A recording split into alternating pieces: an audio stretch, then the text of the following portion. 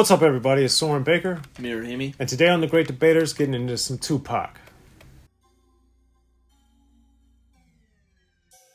Alright, Amir, so we're back here on The Great Debaters, getting into some Tupac. But before we do, please, if you haven't already, hit that subscribe button. It's right down there and it's free.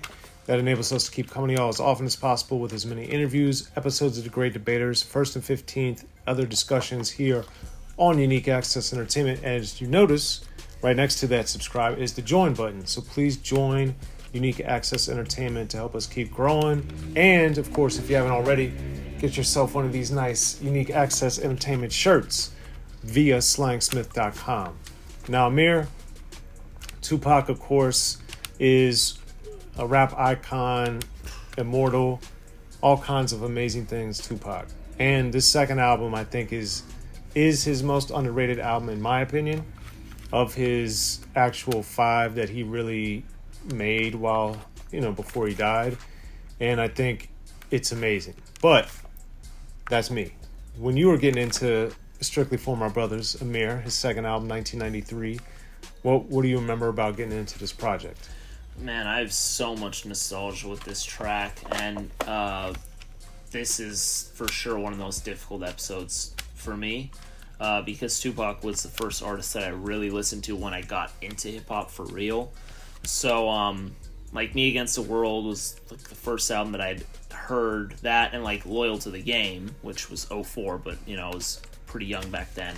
So, this one came shortly after that for me. And okay. I was really young. I was listening to this album, and man, I pretty much like almost every song on this. It's a really good album, so let's just get into it. I'm picking all my picks off of pretty much nostalgia. I feel like if I've listened to this for the first time 2023, my picks would be very different. With that being said, let's go. My first pick is going to be Last Words. That is with Pac, Ice Cube, and Ice-T on the features right there. And man, first off, this is something that I didn't really realize back then, but man, Bobcat on the production, woo! I mean, he puts it down, that's for sure. He's put out some really good songs, this being one of them on the production tip, and I mean, just his work on Death Certificate and other things, I mean, wow. But, Bigger and Tougher. No, of course. Classic. But we also did an episode on that. Yeah, check the link right there, Bigger and Tougher, Great Debaters. So, his work on this was so great. And I think this song has many things, right? One, it has excellent features, all of which also were really putting the West Coast on the map with Ice Cube and Ice-T. And we also have Tupac.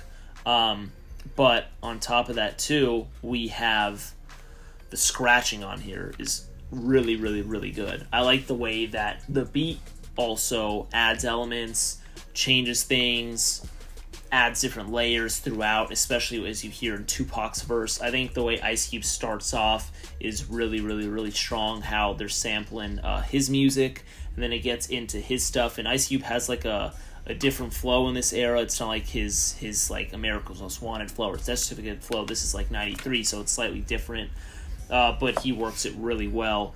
Then I just love how the beat, it's dropping certain things, and it just makes his words feel more impactful. I think just bless you. I think that the way that Bobcat and just the producers are really doing this song and producing this song is just really, really, really excellent. And I think if you just had just the beat just stay on a loop or whatever it was, this song would have been nowhere near as good. And that just shows how important production and post-production is. So you get Ice Cube. Then Ice-T's verse is awesome. I mean, Ice-T is so good, and he's underrated in his own right. And then we get for sure Tupac. I mean, it's just a crazy, it's one of those things that it's you think man, Tupac's gone. It's a shame he didn't get to work with Ice Cube and Ice-T. Oh wait, he did, and right. thank God for that, because it's freaking incredible. So Bobcat, those three, amazing stuff. I like just the aggression as well. Tupac says, "Dan Quayle, don't you know you need to ass kick was you and his brothers in the casket?" Boom, boom, boom. And I feel like he said that line a few times in his career, but it's such a good song. I love that one, and that's one of my picks. Last Word's not one of my picks, but it's one of my favorite songs on there, definitely in the top half for sure. And as Amir said, it's great hearing those three titans on a song together, Tupac, Ice-T, Ice Cube. Amazing. But mine is going to be Holler If You Hear Me. Now, this is the first song on the album. It's also the first song I heard from the album. It's the first video I remember seeing, all that. And with Tupacalypse Now, Tupac's debut album, I remember it was very political, a lot of anti-police stuff on there, and very charged lyrically and emotionally. And with Holler If You Hear Me, I felt that this was the next progression of Tupac, both lyrically and sonically. Stretch from Live Squad produced Holler If You Hear Me. The beat has a lot of, I would say Public Enemy influences with the sound and the aesthetics of it and how it feels. So I thought that this was going to be what Tupac was going to be. Better, more searing production, which Stretch from Live Squad does a great job with his song. But then Tupac is like going off, and he's very, very, very forceful, energetic, demonstrative, all these things that showed a lot of power. And then a lot of political stuff on here on this song. Raising your fists, all these different things that he's referring to and saying. And for me, it was great to see this next stage. So I feel as though, and I like it when artists evolve. I think a lot of people want artists to more or less stay in the same lane. So if that's true for most people, I thought Tupac, I don't necessarily need or want that. I want him to just make great music. And I thought Holler If You Hear Me was a step up sonically with the forcefulness and the fearsomeness of the beat, but also thought Tupac had stepped it up, matching that energy as he had done. It was just a different dimension of what he had brought with Tupacalypse Now. So for that reason, I just love the song, and I thought it just kicked off the album like a whirlwind, tornado, craziness, just all this energy coming right at you right out the gate. So that's why that's my first pick. Amir, what's your second pick? Yeah, and then if I recall, that's a song where he says, "See you when I free, if not when they shove me in or put me in." I'm just like, dude, that's just such a good. Oh my God. Yeah. That should have been one of my picks too. Anyways, the single right here too, it has Flex. Who's heard the song Flex? It's not on the album, so check out Flex. I mean, dude, so good. So good. So next pick for me, and this is kind of like, I don't know if this would even be my top 5 if I popped the album in today, but I really like it and has a lot of nostalgia for me. And it's produced by someone named Truman Jefferson, who I don't remember seeing his name on other songs, but that's the track Represent 93. And man, first off, I remember first hearing the sample, "I got a head, but ain't no screws in it." And I remember thinking like, man, this is awesome. Like, but this is one of the first albums I heard, so I didn't know that was Scarface, and I didn't even really know who Scarface was at that time in my listening life. But I remember when I first heard Diary of a Madman on Mr. Scarface Back, I was like, that's Represent 93. There you go. Like, oh. I love it. I love it too, man. That's one of my favorite things of rap. When you hear something and you figure out where it comes from, whether it's a sample of the music or whether it's sampling someone's voice or sampling a song or what have you. Amazing. Yeah, and the line itself is so hard. I mean, first it just was great on the song, but then the line individually is just awesome on its own. You have the E40 sample as well on there, but we have Tupac on there, and you have some good verses, but especially I want to highlight that second verse, and that's the reason why I love this song so much, is where he's really shouting out so many artists. And it's kind of another thing that people kind of forget about Tupac, is a lot of people think like, oh, he was a hater because he was dissing the East Coast, and he was dissing Bad Boy, and he was dissing Mobb Deep, and all these other people. But it's like, well, if you listen to his music throughout his career, he was actually bigging up so many people as well. Case in point, Represent 93. I mean, the whole verse is shouting out all these artists. Literally all of hip-hop. And it didn't matter if you were from the West, the East, wherever it was, the South, it didn't matter. So I thought that was awesome. Then it was also awesome for me at my age, because I didn't know a lot of the artists. So it's like, oh, if you need trouble listening, finding music to listen to Represent 93 verse 2, because that's your playlist right there. That'll last you years. So I really admired that about Tupac, and I also just loved the flow because he would find certain ways to make like the artist or group's names rhyme, maybe by adding extra words or by maybe adding a slogan or whatever. I just thought it was craftfully placed, and then also the last verse had like the different voice which you had heard on different parts of the album. So I just thought Represent 93 was just really good. I just like Tupac's Ode to the Old School, pun intended, because we'd hear it also again on his next album, Me Against the World, Old School, great song. But just awesome stuff by Tupac. That's my second pick. What's your second pick on this Tupac album? So for my second pick, Amir, Represent 93 is not my second pick, even though, like the rest of Strictly For My Brothers, I like every song on here. Mine is going to have to be Keep Your Head Up. Now, this, of course, is a single. I would say, arguably, it's either the most or the second most popular song on the album. Yeah. But Keep Your Head Up, I think, showed the side of Tupac that, at least for me, selfishly, I would have wished we'd have seen more of as his career progressed. Had his career progressed, had he not been killed. But I thought it was important because it was empowering and uplifting and shouting out so many people, whether it was the kids, like, you know, Tupac cares and nobody else cares. Like, he's trying to say, like, no matter who you are or what your circumstances are, I'm there for you. I'm here to help or what have you, even if it's just through this song, which I really appreciated. And I think it was also a shout out to, you know, people going through struggle, you know, whether you are a child or just a person. And I thought that, you know, was very important because, you know, rap is so much about bragging and boasting to a large degree, but then we get the social commentary stuff. But the social commentary stuff, I think, is a reaction to different things as opposed to a counseling or a comforting. And I think Keep Your Head Up was one of those affirmations to where it was, no matter what's going on, you know, you can get through this. You know, Tupac is here and I'm here to support you and encourage you, and just, even if he's not directly doing it, lending an ear kind of in his way of doing it through a song. And I just think, you know, the sample on there, DJ Darrow, who of course did a lot of great work underground wise, this is, to my knowledge, his biggest song that he ever produced.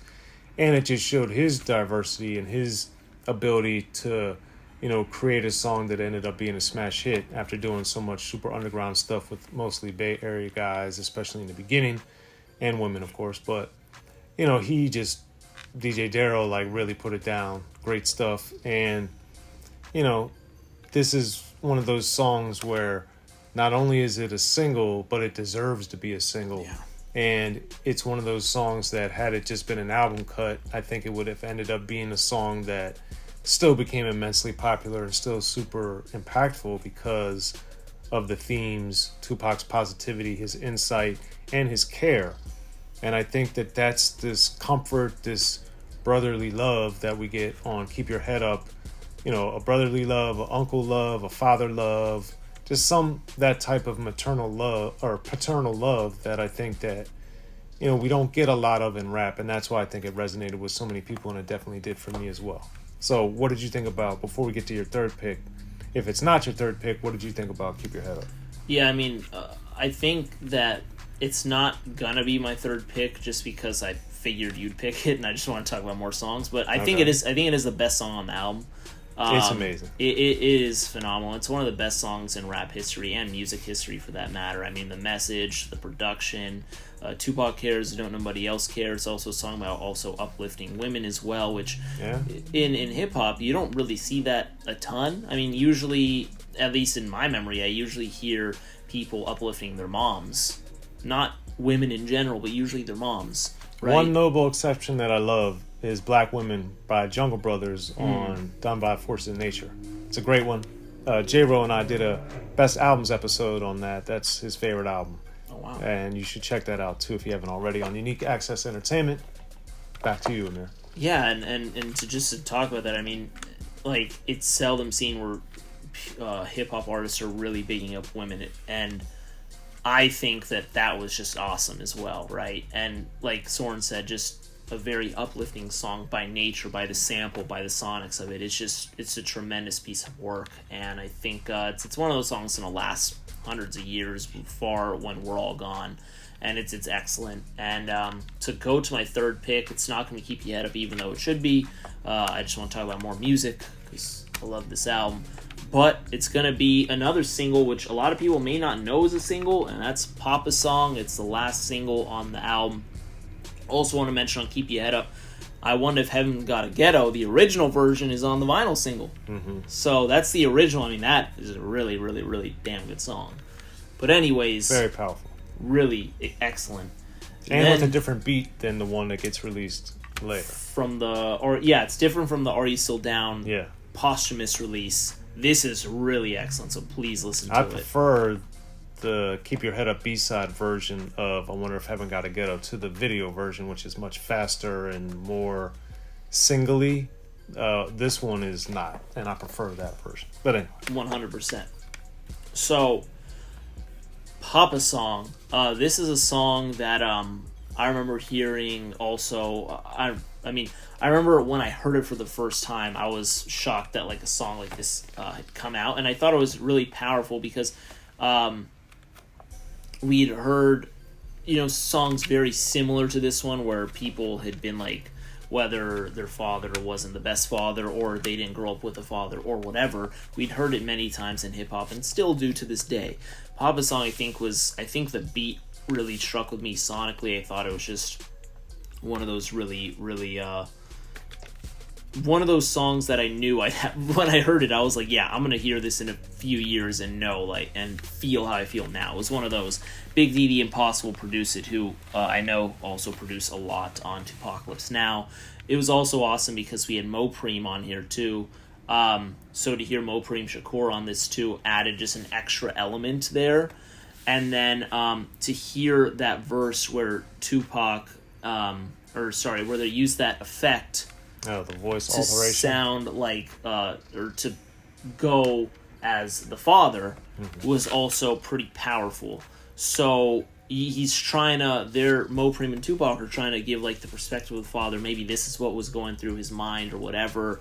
But Tupac even has very strong words like, now that I finally found you, stay the fuck away from me, like all that. So it's very powerful. You can feel the emotion. The sonics help bring that out as well and amplify it. I think it's a very powerful song. I found it interesting that it was a single too. Because I feel like there's other songs that you could have picked as a single that could have made it maybe sell more, right? But I do really like this song a lot. Also, one thing I want to mention is the vinyl version has the Thug Life song that was different than the one that was on the album, and that is Cradle to the Grave. It's different than the one that ended up on Thug Life, so peep that out too. And excellent song. I don't know what your last pick is, but let's hear it. It's not Papa's Song. Although I like it, my third and final pick from Strictly For My Brothers is I Get Around. Yeah. And I think Strictly For My Brothers is one of those instances where my three picks are all singles, and I think this is one of those instances where it shows that there's a reason why the record business works when it works so well, because you have people knowing what they're doing, promoting the right songs. Yeah. And to me, that's why my three picks are these three singles, because I think these songs are amazing. And like I said, with Holler, If You Hear Me, then you go Keep Your Head Up, then you get I Get Around. Sonically, they're dramatically different. Thematically, they're dramatically different. Flow-wise, they're dramatically different. And with I Get Around, you get N.I.G.G.A.Z and Money B on there as well, which adds a different dimension. And they're all three produced by different people. This is a Digital Underground, whatever name they were using at the time of production type of thing. But the crazy thing about it is it just shows Tupac's versatility. And I think, we look at him as this icon in the game. Rightfully, we look at him as a master artist, which he is. But we also, I think at times, don't discuss his versatility. And the three songs that I picked, my three favorites on Strictly For My Brothers, really demonstrate that. We got the super overtly political Black Panther radical type of artist, we got to Keep Your Head Up, which is much more on a personal level, on a person-to-person basis. Whereas How If You Hear Me is a societal situation of societal ills. Then we deal with the personal level. And then when we get to I Get Around, he's dealing with, him getting with the ladies. And it just shows to me tremendous artistic breadth. And it just shows, too, that he can excel over so many different types of beats. And that's something that throughout Strictly For My Brothers we get. And, Tupac, Shock-G, and Money B all add a lot of humor to the song, which I also thought was good because it's not just so rough and so dismissive of women. It's like it's got these nice little touches, the satin on your panties. It's all these little different things that each of the three of them say that add these extra dimensions. So that's mine. What do you want to add about I Get Around? Dude, it's amazing. It's so good. It's got the summer feel to it. I love the music video. And also, as you can see, this is just like my hoodie, the I Get Around cover. And then you got another I Get Around cover, which is very different than that. But it's also got Nothing But Love on here, too. Unavailable on the LP, so peep it out. And the remix I also like for I Get Around. But, dude, it's just, this album is so excellent. And I want to shout out pretty much the whole album, to be quite frank with you. I love hearing Threat on this album. Shout out to Threat, because we didn't get a ton of his music. But the spots that he was on, I love. Tretch is on here. You got dope features all around. Yeah. And I don't want to keep this going because we can talk pretty much all songs, but man, what excellent music. Definitely his most underrated album as well. I agree with Soren there. So, well, there it is. You got my 3 picks. You got Amir's 3 picks. As always, hit us in the comment section. Let us know what you think about Amir's picks and about my picks. Subscribe while you're down there and join Unique Access while you're there. And head over to slangsmith.com to get your own Unique Access Entertainment shirt.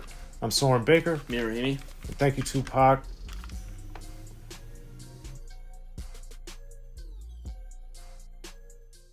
In the beginning, hip-hop was ruled by the East Coast. Then the West Coast rose to prominence thanks to gangster rap. Straight out of Compton, crazy motherfucker named Ice-Cube. Hip-hop changed the world. Gangster rap changed the narrative. I'm representing for the gangsters all across the world. And then changed the world again. Cause I'll come and take your life away. The history of gangster rap features unheard stories, unseen photos and documents, all with exclusive interviews from the founders and players who shaped gangster rap. I think a real gangster rapper has to scare you a little bit. The history of gangster rap written by veteran rap journalist Soren Baker. In stores now. Yo, what up? This is DJ Quick. Be sure to pick up my homeboy Soren Baker's book, The History of Gangster Rap, if you really want to know what we do.